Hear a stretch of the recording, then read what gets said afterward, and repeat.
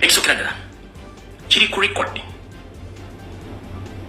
Ssaabasajja Kabaka mu Buganda, Ssaabasajja Kabaka teyeyanjula. Nti nze Ssaabasajja Kabaka tekibangawo. Njagala olete video emu Ssaabasajja Kabaka nga yeyanjula. Olaba nange kakkakuleke kaffenyere bbuga lya RBC. Bwe mba njogera no ku video seeyogerako nti nze lubuye kali bintuuse ntandikirawo kubanga eddoboozi lyange mulimu n'ekifaananyi kyange mulimu seetaaga beeyanjulira. Ssaabasajja Kabaka teyeyanjula nga bano bakoze. Nza mukitegedde bulungi nnyo. Muwandike wansi mbage bano mbeesobolera bonna TV radio nzeesobola. Ssaabasajja Kabaka teyeyanjula ng'agenda okwogerera teyeyanjula. Bano mu video gye bakoze ya AI Ssaabasajja Kabaka yeyanjudde. Yiwaki mbibagamba nga musobola okubirabako kubanga tuzze kuzannya katandikano kamu kamu. Mulya bulungi nnyo lwakuba ekitangaala kankikendeeza okwo. Wulira bulungi. Mbalamusiza abantu baffe mwenna. Nze Ssaabasajja Kabaka ansinziira wano we twajja okuwummulako n'okujjanjabibwa nga tugendera. Mbalamusizzaako tayogedde abantu ba Buganda oba bannyabo ne bassimu. Mbalamusizzaako ne kikomaawo. Nze Ssaabasajja Kabaka eyo statement yesoose nezzeeko nfu. Eyo si entandikwa y'ennyanjula y'ebigambo bya Ssaabasajja Kabaka ng'ayogerako eri Obuganda. Ssaabasajja Kabaka mu Buganda teyeyanjula. Njagala olete video mu Ssaabasajja Kabaka nga yeyanjula. Njagala olete video mu nga Ssaabasajja Kabaka yeyanjula. Mbalamusizzaako nze Ssaabasajja Kabaka teyeyanjula. Ekyo kikyamu. Nabagamba bwe mbanga mugenda kukola scripts eza diversion n'okubuzaabuza Abaganda. Mukubiranga omusajja gwe bayita Alex Mukulu n'abawandikiranga scripture ze mujja okufiirirako bannayuganda. Akyaliwo wa mugaso yo oyagala okuwandika scriptures zikubira Alex Mukulu. So Katikkiro after a long period of time abantu nga bakubanja Kabaka sazeewo olwaliro n'obaleetera Kabaka wa AI. Naye akageri abantu ke baatukwasa obulimu gwa intelligence ku internet kuno naffe ne tugwewa tubalabire ebyo batalabye era tubawulirize ebyo batawulidde tujje tubabuuse. So here I am. Kusokera ddala ngenda bazanyira video y'olwaleero ne video enkadde ku appearance ya Kabaka gye twalabako previously. Loza yali public, was it a public appearance? We twamulabirako okompeyalinga video zino ebbiri nti video eno egenda okusoka njagala wetegereze nnyo Kabaka mu mbeera mwe yali baamuleeta buli omu endabika ye yamwenyamiza nibaga Kabaka lwaki afaananye bw'ati nga yenna ajjudde enkanyanya kuno kiki kwonna naye nga batulaga nti kati awaali okke naye bukadde ng'omuntu akaddiwa era ffenna ne tukkiriza nti as a human being akaddiye nga yenna omulaba. Njagala otunulye video eyo nti yayina enkanyanya ng'ekkirira paka eno wansi kuno kwonna nga omulaba bw'ayogera naye nga bakulaga yali polished muuko ng'alinga alimu n'olufiruta naye ng'enkanyanya egize eti yonna ekulaga etudde. Ebbanga lye tumaze nga tukuza olunaku lwa bulungi bwansi wano mu Buganda waliwo ebintu ebituzzaamu amaanyi.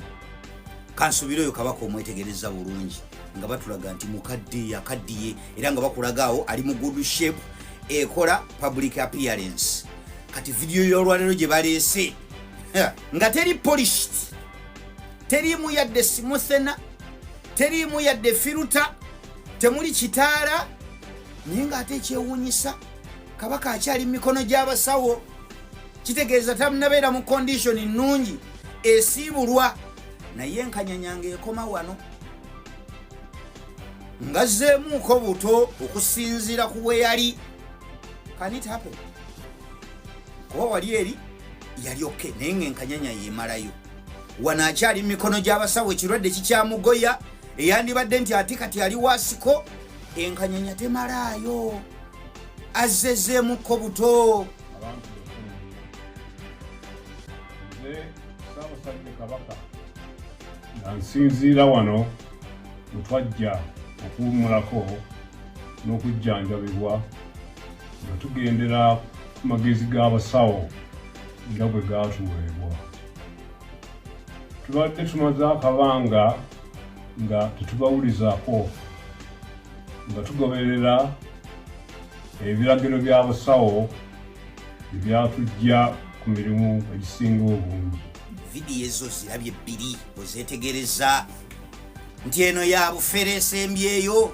It cannot be nti last time olwo twamulaba ng'enkanyanya yeemalayo mpaka eno nga yonna olankanyanya y'amaanyi nti ate kati naye ng'awo yali tali mikono gy'abasawo era bakulaga nti kati ali fine era ne bakuwa excuse nti akaddiye. Kati essaawa eno yazze buto mu kaseera ng'ate namulwadde akyalina mikono gy'abasawo.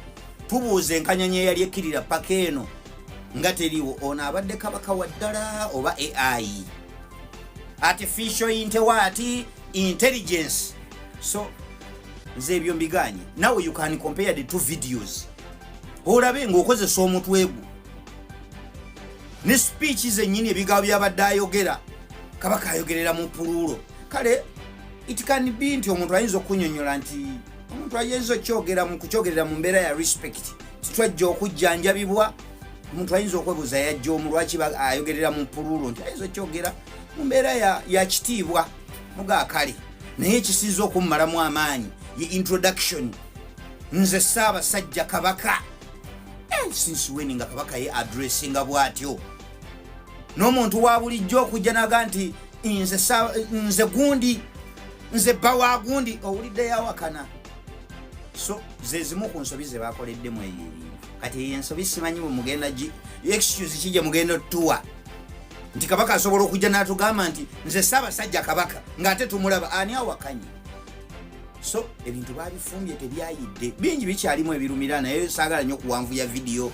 Ngenza okulaba n'aba CBS bataddeyo posti bakola PR balaga tibasanyufu okuwulira ku mpologoma nti empologoma ewulugumye. Eno empologoma si ewulugumyemu mugiwulugumiza oba eno gye muwulugumye mugijjeewa.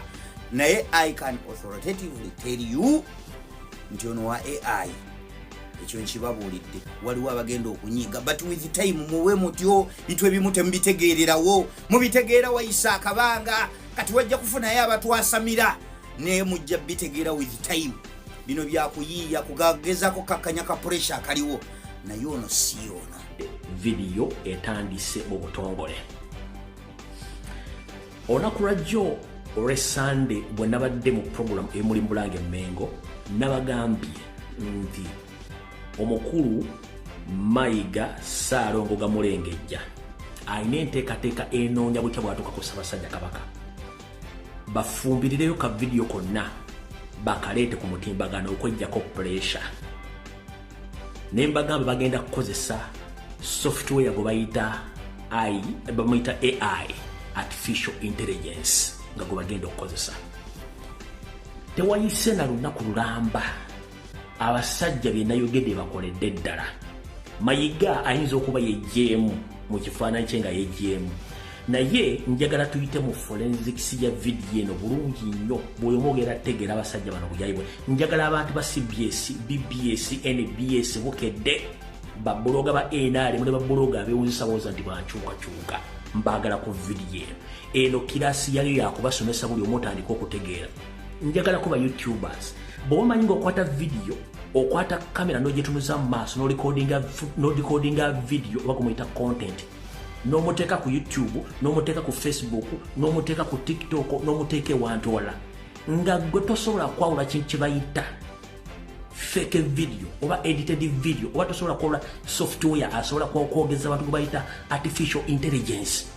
Kitegeeza omulimu gw'oyingiramu ogw'amawulire n'ebintu byogera tubitegeera. Nkiddamu bw'oba YouTuber ng'oli bloga ng'okola content ng'okozesa essimu yo kamera nga tosobola kwawula fake video, edited video, AI modded video, kitegeeza gw'omulimu gw'omu Uganda gw'oyingira muli mukyamu awo tuvuddewo. Bino bye nayogedde olunaku lwajjo, tugenda kukola vidiyo eno mpola. Bino bye nayogedde olunaku lwajjo. Njagala tegeeza Abaganda Wasanya Kaloli Kitali Sipira Mayiga yafulumye eggwanga. Nze nasibye okumanya ng'ali Tanzania mbasaba Abaganga. Naye kyentegedde taate omwami ono ali mu nteekateeka yonna esoboka ng'afuba okulaba nti asinkana empologoma ya Buganda at least afune kaviri nayo kaba kaddakiika 3 oba 2 nti olutalo luba luweddera Abaganda naye okusinziira ku Gendoba kiyinza okubeerera ekizibu ennyo n'okusinkana wadde okuwuliriza Ssaabasajja Kabaka waayise kubanga yakoowa tayagala kuwulira kintu kye bayita wassanya kalo Charles Peter Mayiga ne mu mbeera mwalimu gyamutuusizaako kakino kakibagaye ng'obudde bukyali temwewuunya nga bakalimagezi Mayiga baakozesa n'abasiteeti nga bafumbiridde akatambi nga kalaga nti wassanya yasinkanye Ssaabasajja Kabaka mbagambye temwewuunya nga bafumbiridde akatambi ti wassanya kalo Charles Peter Mayiga Ssalonga Mulengejja yasinkanye Ssaabasajja Kabaka mbagambye mu software aliwo bayita wa AI basobola okwogeza ebigambo ng'ate ebigambo sigwa byogedde mu ddoboozi eriririnnyere naye tulina abaana abaasoma kalimagezi era basobola okuyita mu bisenge bya kompyuta waliwo ne software asobola okulaga ekifaananyi we bakikubidde adresi bwe kiri na buli kimu ne vidiyo esobola ogiraga ne vidiyo bagasengadde bagigattidde wonna wali kati nkulabula wasanyako Charles Mayiga togeza n'obala obuddewo ne ssente zo nga mufumbirira bisitoli nti mwagala kkakkanya Baganda ku nsonga za Ssaabasajja Kabaka ng'ofumbirira vidiyo ekyo ojja kuba okosekose mu Kalumonde kubanga abaana abaasoma abayivu tubalina ezo ensonga zonna bazeetegekedde ng'ebeetegekedde eddoboozi liwayi eddoboozi lwasa okufulumya ku CBS ne BBS n'ekintu kyewakoze mbakubidde era twafunye details katukugamba nti bulwodda wonna tukulaba era ekyo kyokola kibayita okukootakoota mu Kalumonde. nsanyusa obbalaba babuufu bannanga baabuuka ensonga z'abanyampi abali mu Uganda n'abali mu Buganda katukwate vidiyo eno mpolampola tugenda mu forensics ekisookera ddala ensi bwegenda ekulaakulana bya tekinologi na buli kimu kikyuka waliwo software ompya gwebayita AI A is standing for artificial I is standing for intelligence oba artificial intelligence mwenna bayinza okutegera ekigambo kino kankibanyonyole omuntu asobola okukozesa eddoboozi lyange ku feesi y'omuntu omulala ayogera nga bwenjogera n'ebigambo byennyini nga mulaba nga nze abyogera ekyo bakikola bulungi nnyo ekyokulabirako mwana muwala Azawi yayimba oluyimba masavu ne lukyaka nnyo bakafulu abayiga artificial intelligence AI ne bakwata ebigambo bya Zawi ne babiteeka mu AI ne bayimbisa omugenzi Moze Radio oluyimba masavu ekyo tuyita artificial intelligence AI muzo mutegedde bulungi mwenna mmanyi oluyimba masavu lwa Zawi bakwata ebigambo bya Zawi nanga bwe yabiyimba ne babiteeka mu AI ne bateekamu eddoboozi lya Moze Radio n'ayimba naye nga Moze Radio musajja mufuya fadda bamuziika wali ekagga ku luguudo Nakawuka muzo mutegedde kye bayita artificial intelligence okukibongerako kano simanyi bakanankubisa strike ka video kengenda okuzanya kaliko wansi omuntu omutuufu ayogera ebigambo naye nga waggulu waliwo ekifaananyi ky'omuntu kyebayagala wano wansi waliyo omuntu omutuufu era ayogera ebigambo naye nga balina ekifaananyi ky'omuntu kyebaagala omuntu ebigambo bifulumire mu feesi oyo omuntu kano akantu kano kaliko omusajja muzungu ne kaddugala omuzanyi wa firimu gwe bayita mannya gagenzi mukame kasooke nkabazanyire wano mukalabe bulungi nnyo. I am not Morgan Freeman, and what you see is not real. Well, at least in contemporary terms, it is not. What if I were to tell you that I am not even a human being? Would you believe me? What is your perception of reality? Is it the ability to capture, process, and make sense of the information our senses receive? If you can see, hear, taste, or smell something, does that make it real? Or is it simply the ability to feel? I would like to welcome you to the era of synthetic reality. Now, what do you see? Ekyo kibayita artificial intelligence.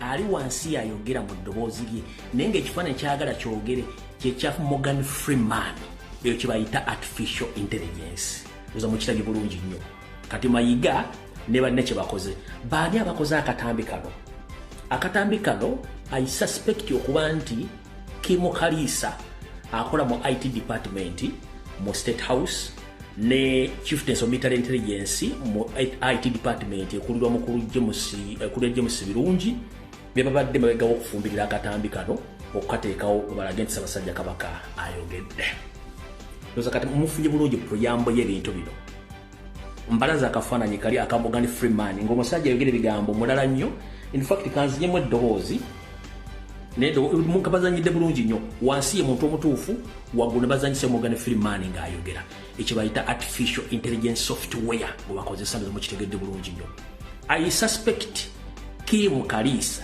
akulira IT department mu State House ne Chieftains of Military Intelligence boss James Birungi mu IT department ya CMI bebafumbye akatambi kano mujjukira nabagambira olunaku lwajjo nti bagenda fulumya video ngira bagenda kukozesa software yoyo kati njala tugende mpola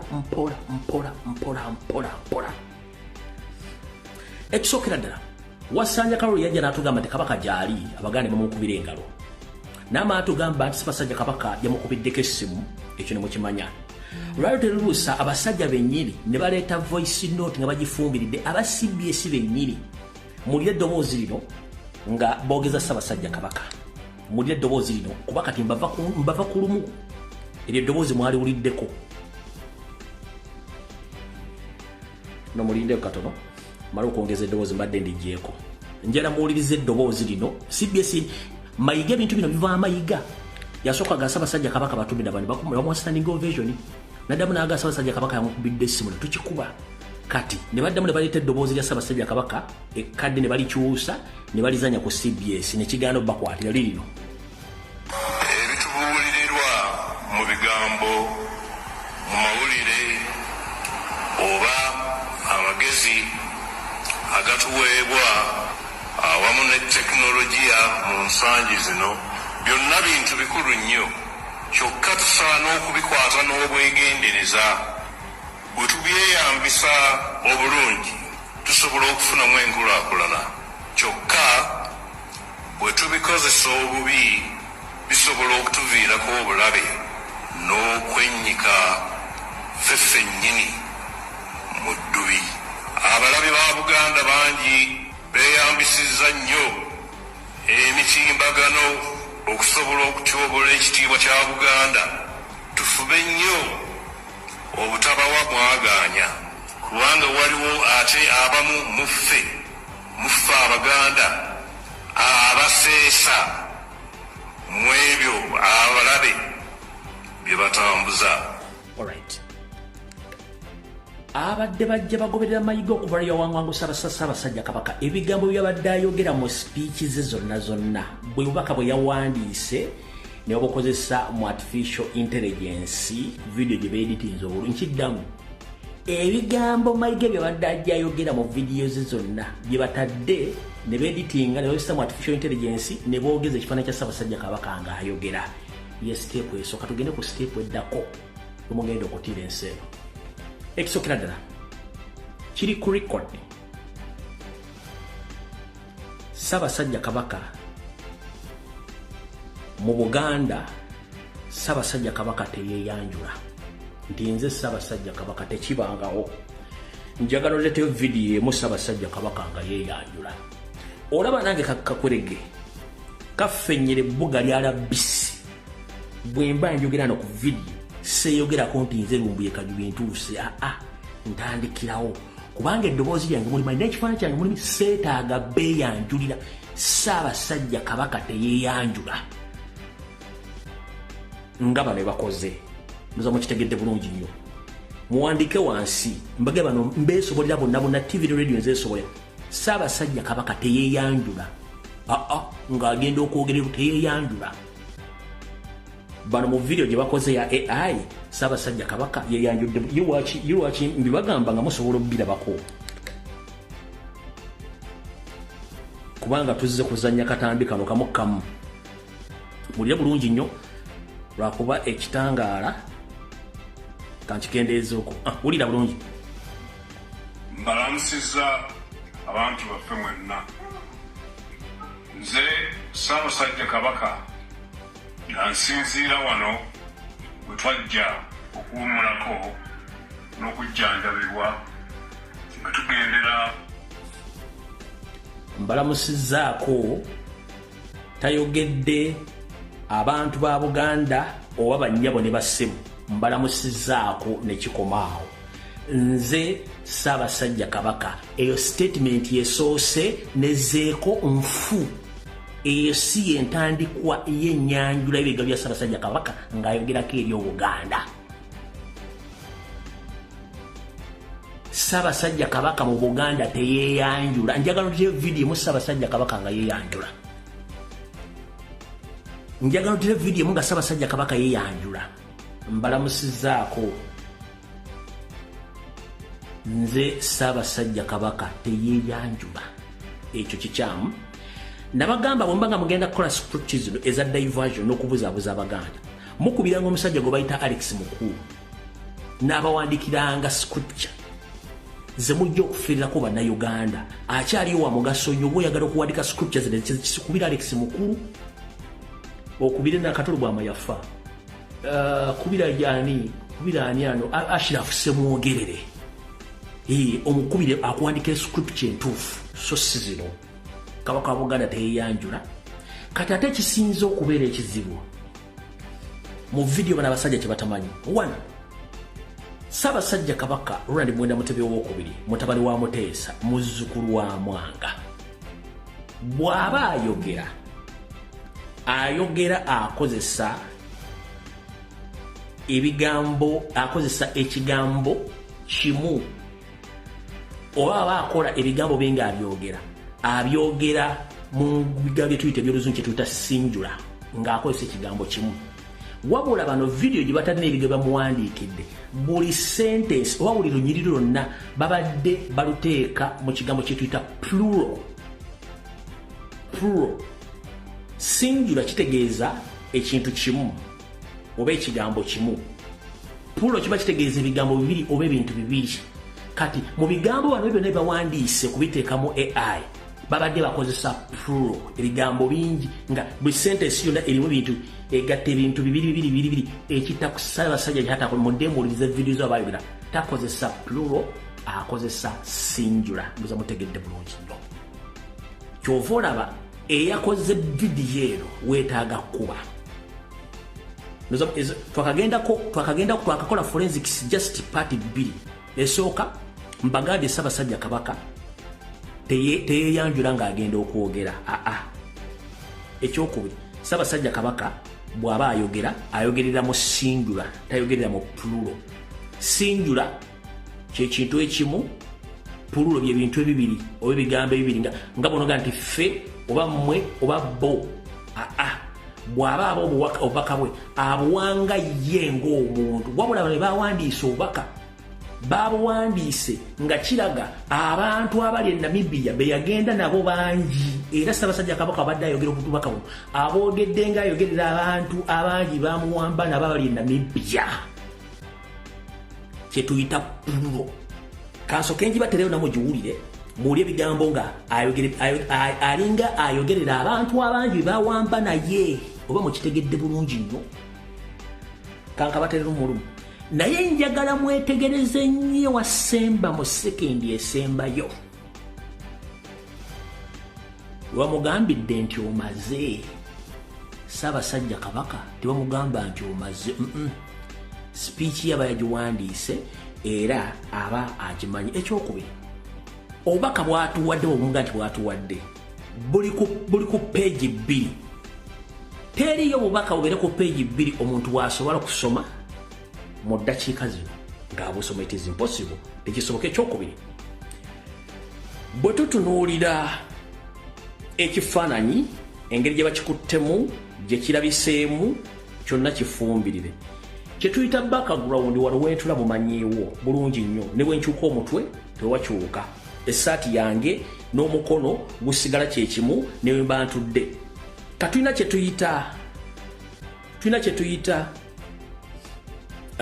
picture alignment oba structure alignment kwe tuyita katugambe nti ng'essimu eno bw'ogiraba gyeyita waggulu oba structure y'entebe gyeyita oba emikono gye giyita kasooke nzanye vidiyo eno muwulire ebigambo Ssaabasajja Kabaka badde abyogerera abantu bangi so singa ye nga ye omuntu ebigambo badde abogerera abantu bangi oluza mudakitegeera obulungi kankaddemu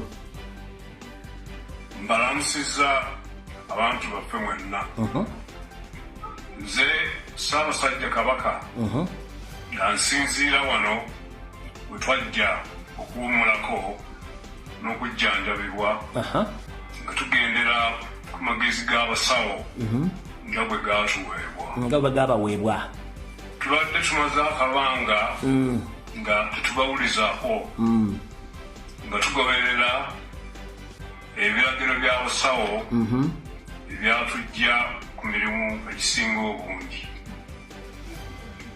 embeera y'obulamu bwaffe egenda etereera era tusuubira ku butaka mu biseera ebitali byawala nnyo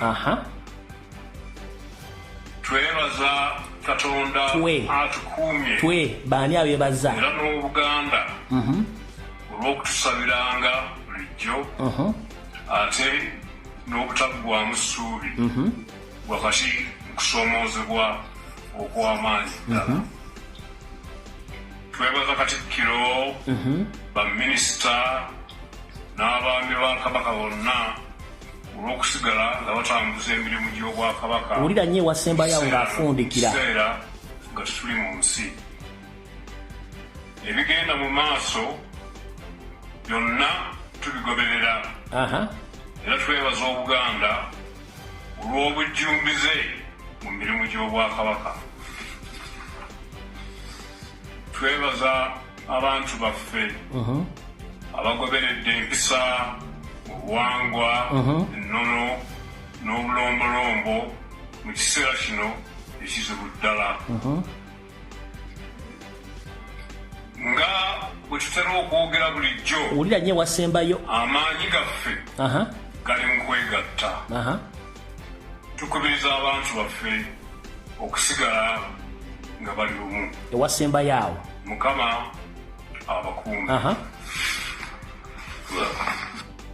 ndowooza otegedde wafundikidde n'agamba well owe namugamba efinish kitegeeza wabaddewo omuntu awooli ekyokwogera naye ngono si Ssaabasajja Kabaka kati katugende mu kintu ekirala bwe tuba tukola vidiyo zino emabega gye tuba tulinayo gye tuba tetunudde zino kamera za simu ekulaga ekifaananyi ekiri kiriya naye mu vidiyo eno ekifaananyi ekiri waggulu wa Ssaabasajja Kabaka ekyo bagita portrait ekifaananyi ekyo bakisazeko halfway kamera yoba ekiraga ng'ekifaananyi kino kikankana kirimu heat waves okitegeera bw'obanga olikodinga vidiyo kizibu nnyo vidiyo gye balikodinze ng'erinamu heat waves abaali batambuliddeko ku kolansi mu bbugumu epitirivu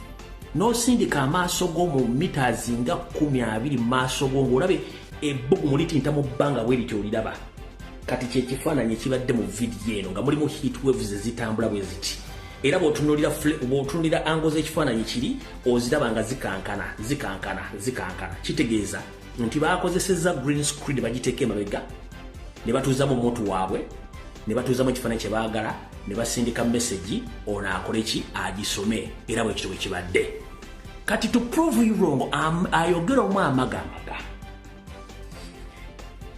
ngenda kupozinga vidiyo eno wabula otunuulire ango gy'emikono gino eza Ssaabasajja Kabaka otunuulire ango z'entebe zonna entebe kamera tefokasinzeewo era ng'olaba nga waliwo movement eza reflection eziraga nti green screen erwana ne kamera bano babadde ba editors bafu Ssaabasajja Kabaka bwe babaga nti omuntu adde atudde mu ntebe tabalasinga mu ntebe atuddeko sayidi emu bw'ati ene sayidi eri empty okitegedde kati bwe mugenda okutegeera nene mbatwale ku kintu ekirala so nga mpozinze ekifaananyi kino tunuulira ango z'emikono gino egya Ssaabasajja Kabaka gino otunule ango z'entebe zonna nga bwe ziri bwe ziri otunda wano wonna tewafaananika. Okitegedde? Oba okitegedde bulungi nnyo? Tunuulira entebe yonna, entebe eri faded, erwana ne green what, erwana ne green screen. N'emikono gino wano, emikono gino nga bw'ogira wegiri okwetoola entebe yonna tebikwatagana, batuzza mu bituuze. Ekirala, Ssaabasajja Kabaka tasala nkoka walaata nedda. Ssaabasajja Kabaka tasala nkoka walaata. Kati awo tuvuddewo.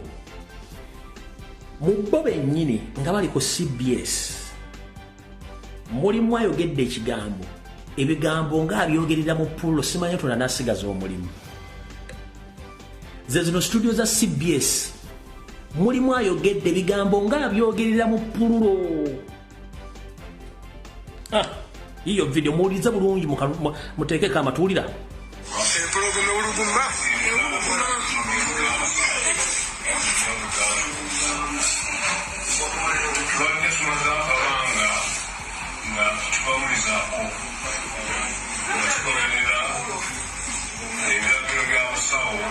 Kyenjagala muwulire ekigambo kye bayita pullo.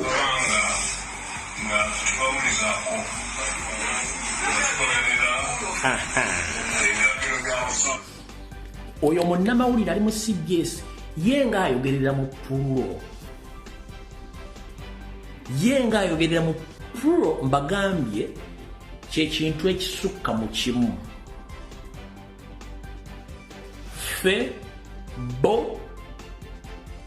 Febo kati bana bawandiise scripture yaabwe oba script bagiwandiise emessage gye baagala okusindika y'abantu bangi, so nga ate message badde kuwira kubeera Ssaabasajja Kabaka ng'omuntu omu. Kyekisookera ddala, Ssaabasajja Kabaka teyeeyanjula, mumweyanjuza. Ekyo nga tukimaze, njala tubeere bantu bakulu.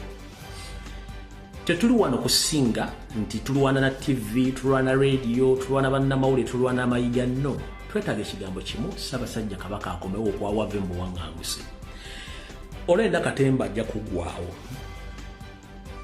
Nsaasidde bbulooga ogamba nti oli wankyukakyuka nga naawe ogendera ku fake videos ngero oli mukubuzaabuza abantu Ssaabasajja Kabaka ayogedde, naye ng'oli mu diaspora omanyi kye bayita AI, omanyi kye bayita software, nti basobola n'okwogeza ebigo by'otayogedde, naye nga naawe ogamba oli wankyukakyuka.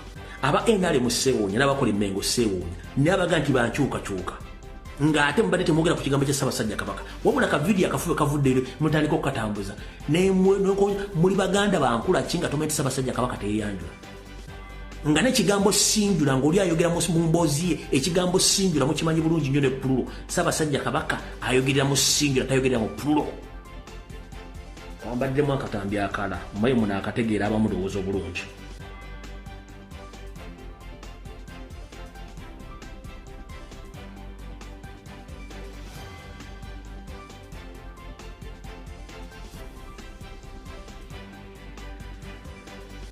Kambazanyire kano.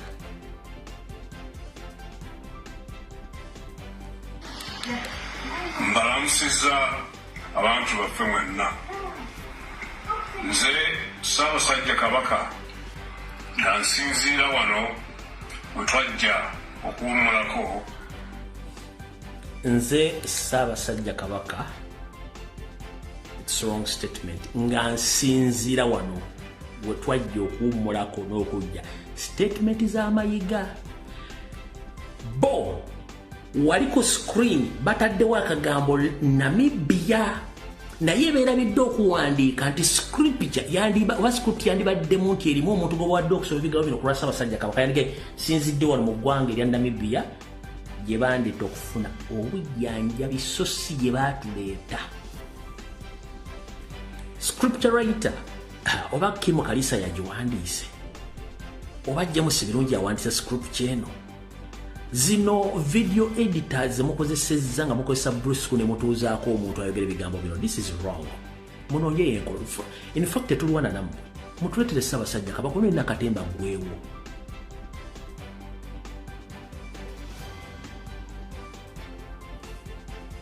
Gw'oyagala kuŋŋamba nti this is the shortest message His Majesty the Kabaka of Buganda has ever delivered to his subject in Buganda.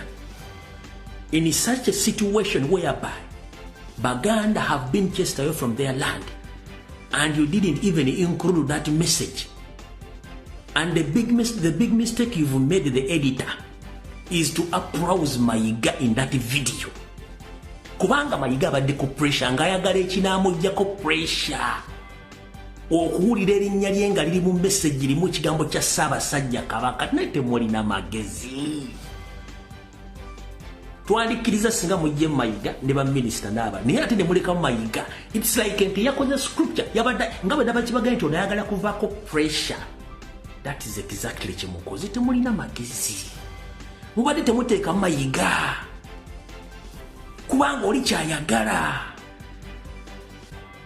Mu criminology, the moment they mention someone's name, abera added ku file.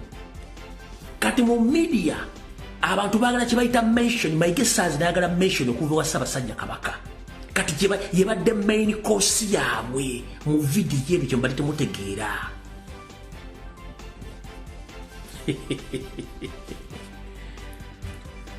Mayiga abadde ayagala mention.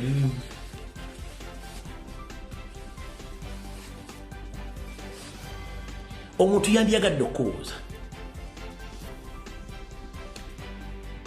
Baagaana bajjajjaffe abatakabibika abavunaanibwa ku bulomba Ssaabasajja Kabaka butagenda Namibia. Ne bagaana abalangira n'abambejja butagenda Namibia. Ne bagaana abaana ba Ssaabasajja Kabaka butagenda Namibia. Ne bagaana mukyalo butagenda Namibia. Ne bagaana buli omu ogenda. Ani eyafunye amaanyi agagenze e Namibia n'arecordinga video n'agisindika? Kampuni ki? Soka webuuza ani?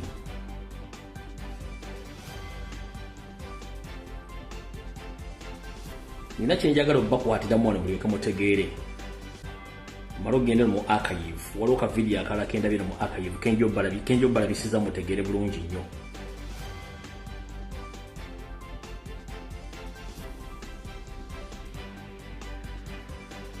Okay. Sigenda kuzanya ddoboozi. Naye njagala otunuulire engeri video tegemaganamu embabega waayo. Ndozera ango za gundi frame zeki ekigundi ekisiige nga zikankana. Frame zetege zizo zikankana. Ozira bwe zenyola. Ango frame zekibumbe nga zikankana.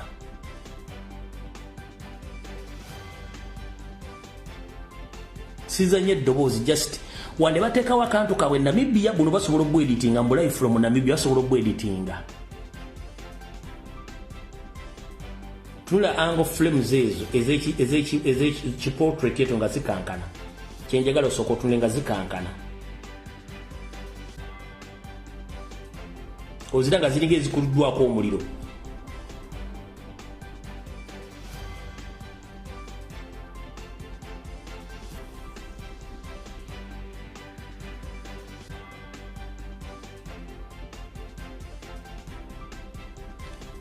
Ndowooza eyakoze edit bakutwale bakusibe.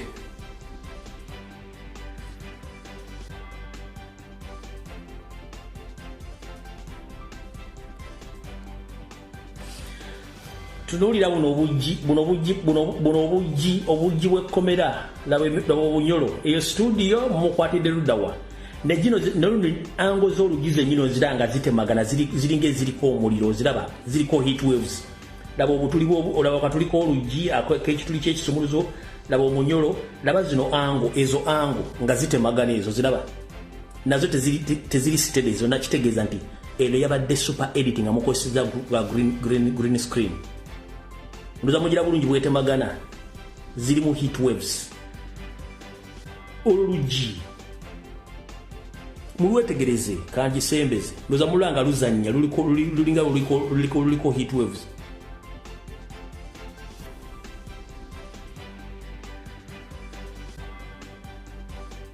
Kati nakano ke mutadde konti from Namibia kubanga era mukalaba nako kali edit. In fact kanchi bazoomingire bulungi mukitegere bulungi nnyo. Kansoke ngize bulungi nnyo yonna ngite bulungi nnyo.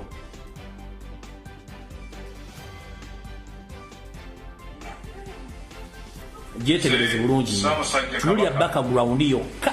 Nsinziira wano we twajja okuwummulako webajja okuwummulako bameka baani gendera ku magezi nga g'abasawo bagendera baani nga bwe gaatuweebwa. nga bwe gabaweerwa baani Tubadde tumaze akabanga babadde baani nga tubawulizaako nga tugoberera nga bagoberera baani ebiragiro by'abasawo ebyatujja ku mirimu egisinga obungi. ebyabajja ku mirimu baani Embeera y'obulamu bwaffe embeera y'obulamu bwabwe baani egendeeterera era tusuubira era basuubira baani butaka mu biseera bagenda kudda ku butaka baani. twebaza Katonda atukuumye beebaza era bameka mu Buganda olw'okutusabiranga bulijjo okubasabira baani n'obutaggwamu ssuubi bameka wakati mu kusoomoozebwa okw'amaanyi ddala. Twebaza Katikkiro twebaza Katikkiro kyokka kyeyabadde anoonya omujja ku mugwa ebyo bayita mention kyeyabadde anoonya era kyova olaba bonna ba state funded propagandalist ba NRM n'abali mu NUP abeefula nti bankyukakyuka basharinze ka video naye ng'ombuuza contest ya video eyo maze ojanalize nga tunagipostinga nga tannabajanalize nga atadde obutesi kubanga sente zasaanye. Annange tulina ebizibu kati bannamawulire ba CBS n'aba BBS mugyebaleko n'aba NBS simayibokedde mugyebaleko. Kansulenti kano kabasanze bulungi nnyo.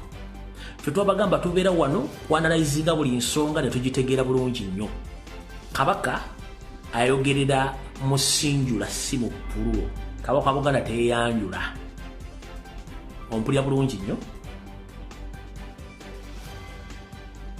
Ebisigadde buli bantu bakulu nammwe mwetegerere naye nga bakozesezza software gwe bayita AI, artificial intelligence.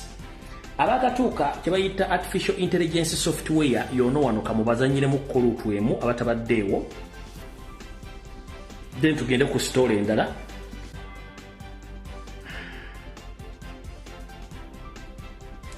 Kana ka video kaliko wansi omuntu yayogera ebigambo naye nga ayagala face y'ebigambo byayogera bijire mu ya Morgan Freeman era wansi waliyo real ne fake.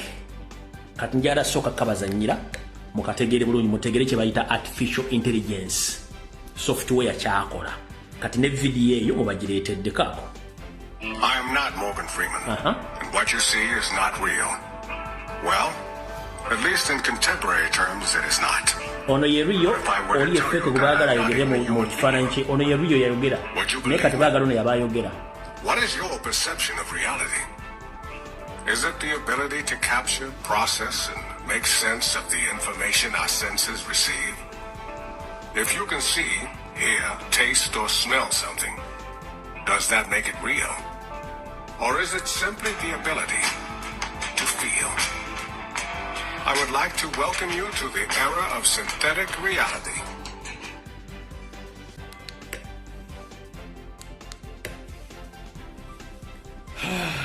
Muna atusobola mboguno bulijina emyaka muna agisobola nabadde yakatuuka okujjukiza bona wotegere kye bayita AI. Mwanyinaffe omuyimbi gwe bayita Azawi yayimba oluyimba gano masavu gocha ne bakwata ebigambo bye nga bakozesa software oyo ne bayimbisa ebigambo bye babiyimbisa omugenzi Moze Radio eyebaseekagga ku lw'ennakawuka. Kati ubanga Moze yafadde emyaka egigenda kuwera bameka asobola okuyimba ebigambo bya Azawi n'abiyimba bulungi ebisinga ne bya Azawi. What about Mayiga ne State nga bagala kwogeza kabaka? Ngera mulaba kabaka yayogera. Mbuuza mwe ba bloga beeta ba people power bali ku social media bali mu kutambuza propaganda ne blackmail.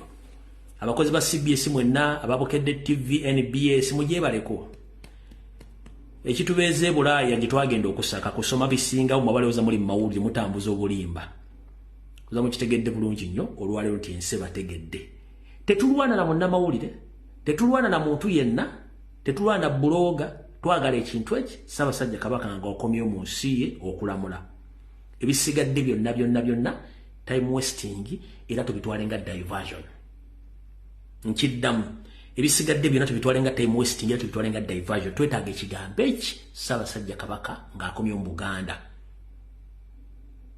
Mayiga abadde ayagala mention wabula yawandiise script yagiwandiise mu kifo ky'okuwandiika singular yawandiikidde mu plural ekyo kiba kimaze okukuba mu kooti kiba kimaze okukuba ekyokubiri Kabaka teyeeyanjula ng'agenda okwogera ola naye kakweregesa eyanjula erinnya lyange limanyikiddwa n'eddoboozi limanyikiddwa kale gw'oleese Kabaka yeeyanjudde ayogerera mu plural ate atumidde ku Mayiga ne baminisita nga tayogedde ku bantu abagoba ku ttaka Kabaka n'ava ntayogera ku bantu abagoba ku ttaka abantu abanyigizibwa mu Buganda bakwatibwa kizibu nnyo kale katuveewaawo kati olunaku lwajjo ku Sunday bwe nabadde njogerako nammwe nabagambye nti era yenkola yemu Professor Badru Kateregga nabagambye nti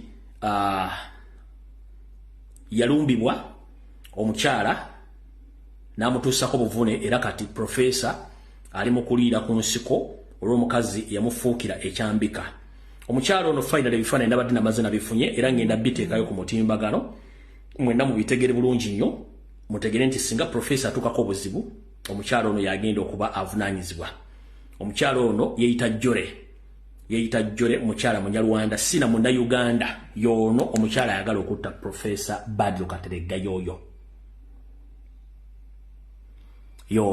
ayagala okutta Professor Badru Kateregga yoyo enkola gye badde baagala omukolamu ye yakaziini era ebifaananyi bano oluvaano ngenda bita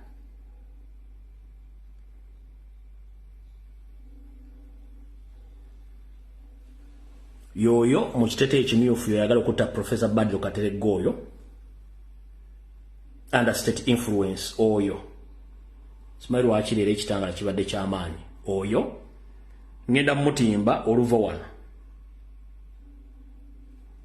yoyo ali wakati ono yagala okutta Professor oyo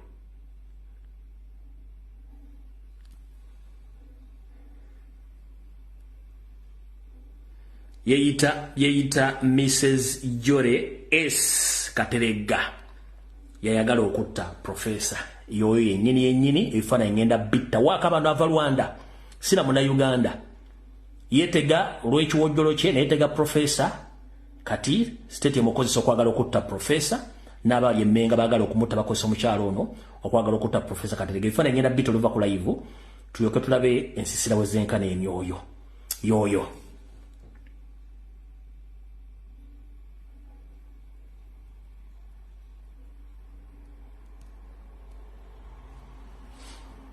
in case Professor Kateregga afa on a first suspect ajja tubuulira bamusindika okukola ebigambo ebyo okwagala okutta Professor yoyo era ngenda mutimba awo tuvuddewo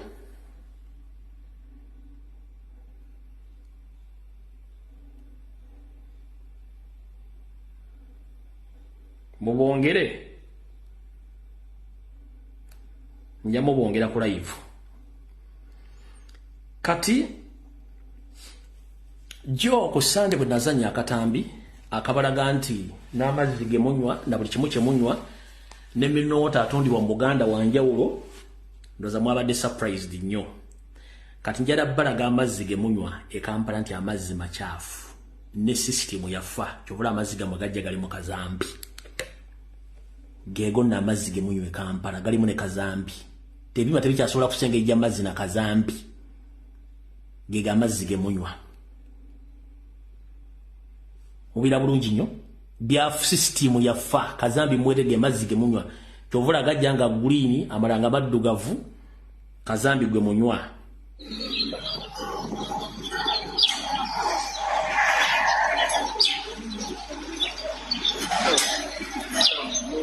omulaba wuyo kazambi bwavaawo ng'ajja mu ttaapu zammwe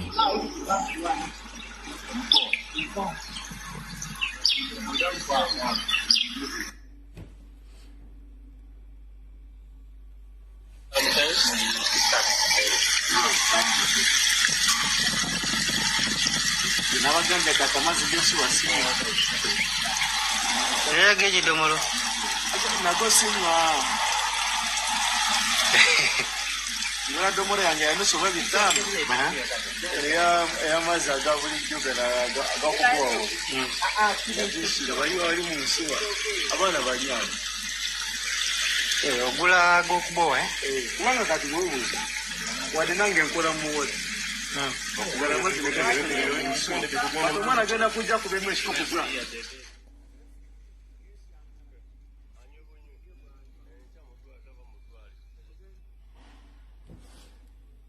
Yovula temuva mu ddwaliro simanyi kwashako alusa puleesa bintu bya kisirusiru kubanga gavumenti yafa n'ekintu kyaggwa okuziika.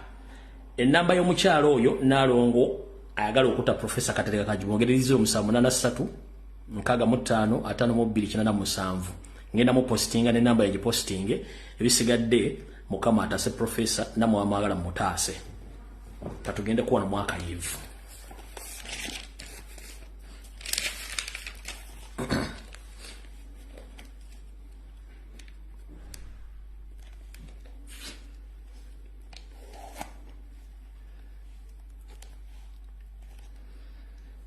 Kati kino kitwale oba kikkirize kireke wano oba genda nakyo oba kitereke wantu. Nkiddamu byengenda okwogera bino ebisembayo bitwale bikkirize oba bireke wantu oba bwe mbyogera bife bireme kubeerawo. Bwe ngamba ng'ekigaba kiyita possibility okusuubiriza oba okuteeberereza. There is a possibility Wasanya Karol Charles Peter Mayiga Salonga Mulengejja okubinnyika mu nsuwa ne yerekereza ofisi ey'obwakatikkiro bwa Buganda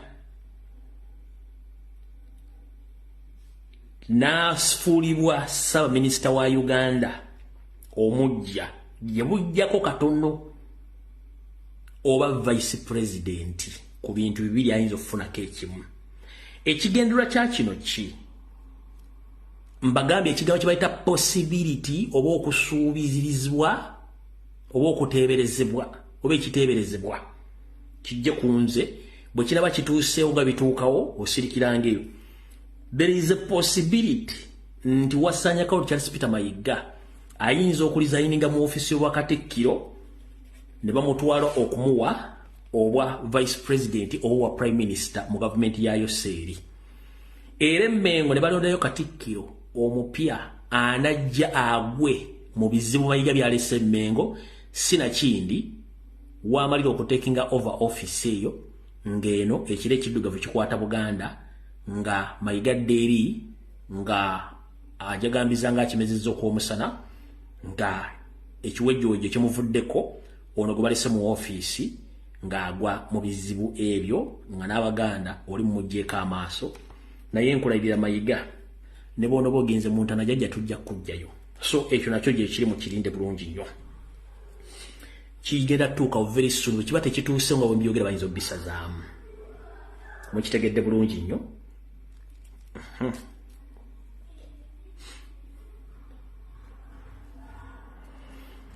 Nga bwe nabagambye ku Sunday nti Mayiga ajja kufuna fake video. Iyo video evudde mugitegedde bulungi nnyo. Tugenda mu maaso.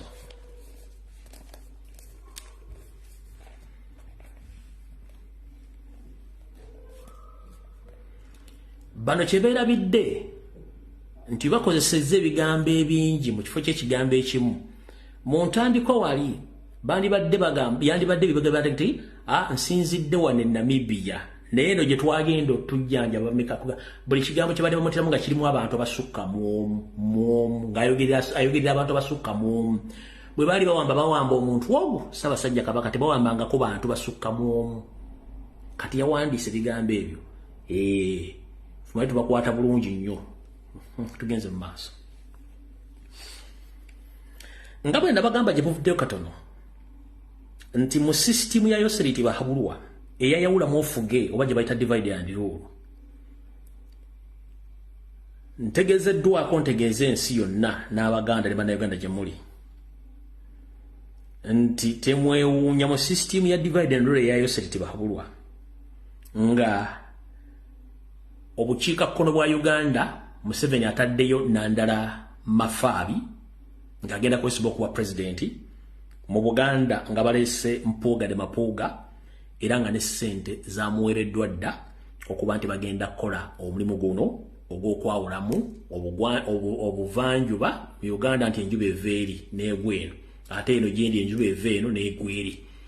So Nandala Mafaabi agenda taking on east paka wali mu north, then ono Mpuuga de Mapuuga taking over Buganda to challenge Kyagulanyi ye Museveni asigale north ne west ayisemu kyayagala. So sente zabaweereddwa Mpuuga yafunye sente ne Nandala Mafaabi yafunye sente. So bana abantu temubeewuunya nga bazze ku ballot paper ennaku z'omwezi ziri mu mwezi ogw'omusanvu 2024 temwewuunya nga Nandala Mafaabi azze ne Mpuuga ngazze by all means okuzoganya okukyusa ebintu bino naye ng'ekikulu ekisinga byonna Mpuuga ekintu kyayagala oba Museveni kyayagala okulya ayagala kwekuleetinga his own real opposition nga Mpuuga gwe baagala okukozesanga leader of opposition. Nkiddamu baagala kukozesa Mpuuga fujjo lyonna badividinge Bannayuganda Mpuuga abenga yalina ennamba esinga yawambe bapale enembe egenda omwongerako piro ebigenda omwongerako n'enkwezengezemu ziri mu nuupu atekinga over ng'ekibiina kye oba omusinde gwe ogusinze ba MP abangi atekinga ekya leader of opposition. Museveni ajja kuba akimaze bulungi nnyo bwe tunaaba tutuuseeyo kubanga buli muntu alina enteekateeka ye. Ekyo nakyo mukitegedde bulungi nnyo.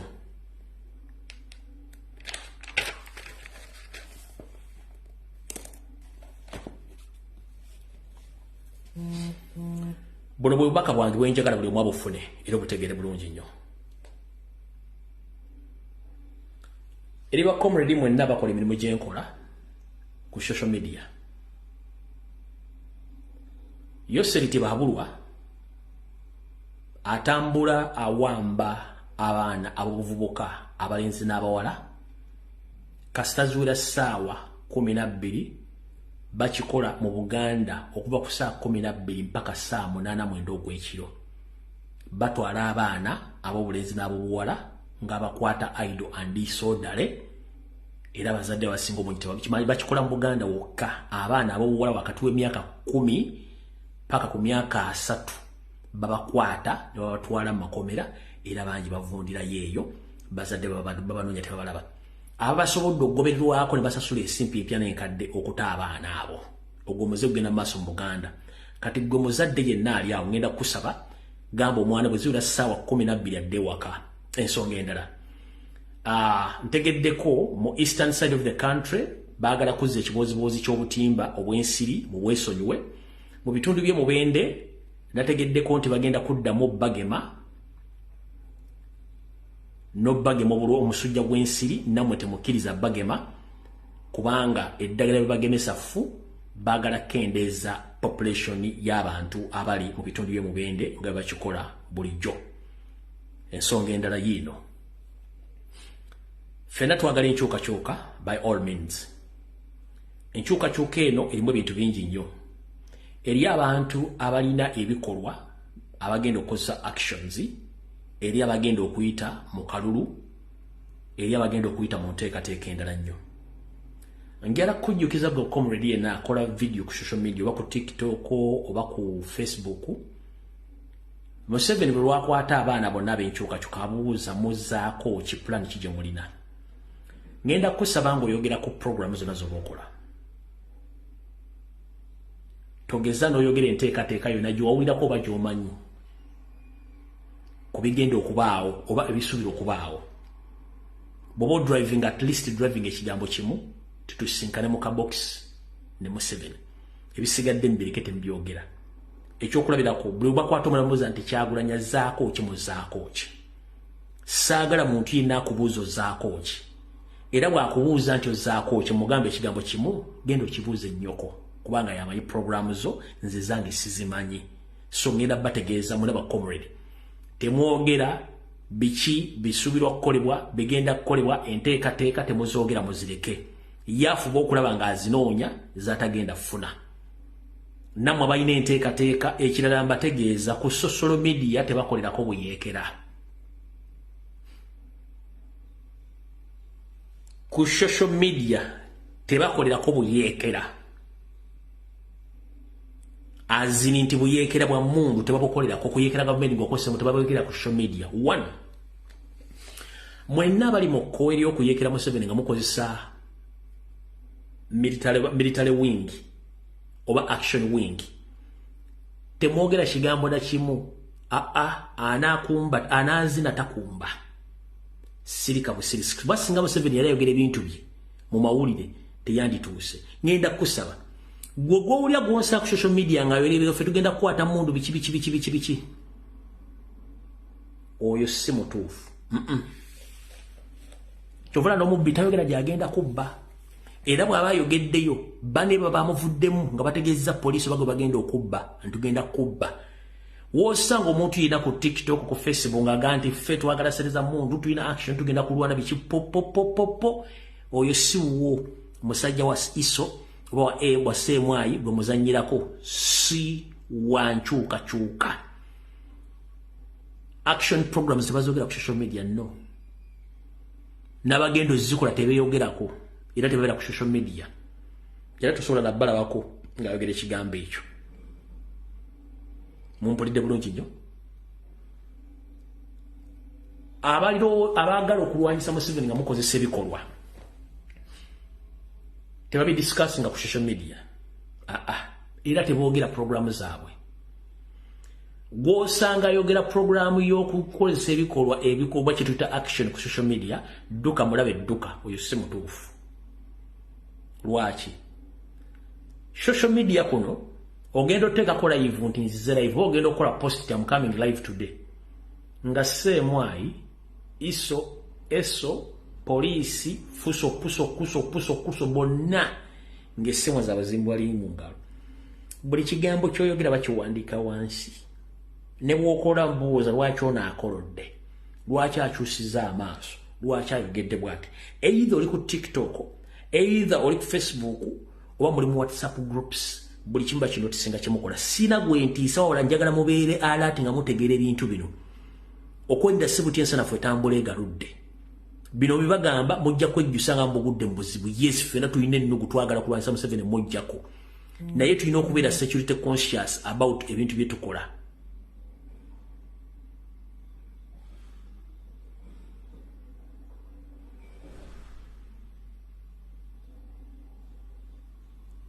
mumpulya bulungi nnyo tulina okubeera security conscious ku bintu bye tukola wano bwe mukola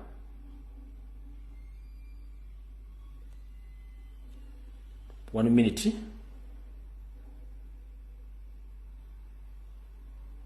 minute muninde katono wano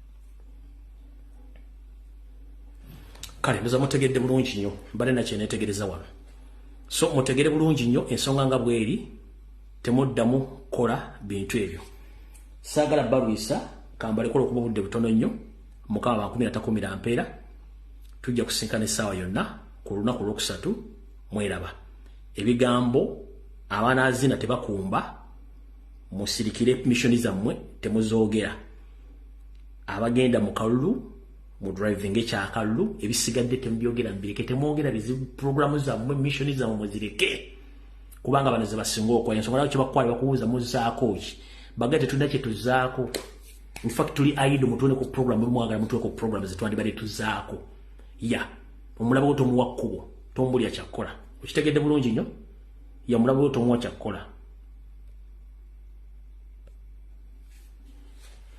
so ndowooza byebyo